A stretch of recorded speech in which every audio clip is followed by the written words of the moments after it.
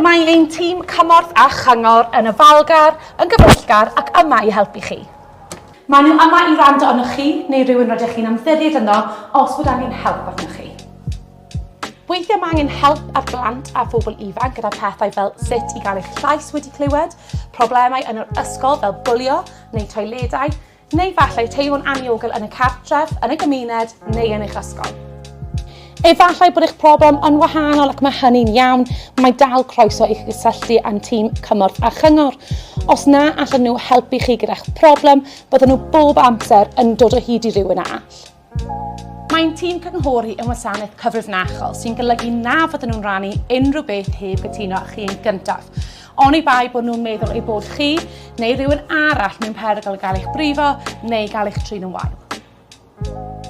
Gallwch gysylltu â'r tîm dros y ffôn, e-bost neu drwy ddefnyddio ein gwefan. Os byddwch chi'n gysylltu â ni dros y ffôn, gallwch chi ddweud wrth ein tîm eich bod chi angen help.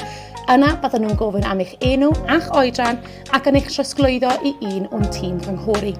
Nid oes rhaid i chi rannu eich enw os nad ydych chi eisiau.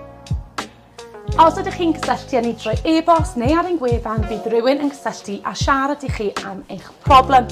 Cofiwch, mae'r llinell cyngor ar agor o ddydd Llun i ddydd Gwener 10 i 4 ac mae am ddim i chi ddefnyddio.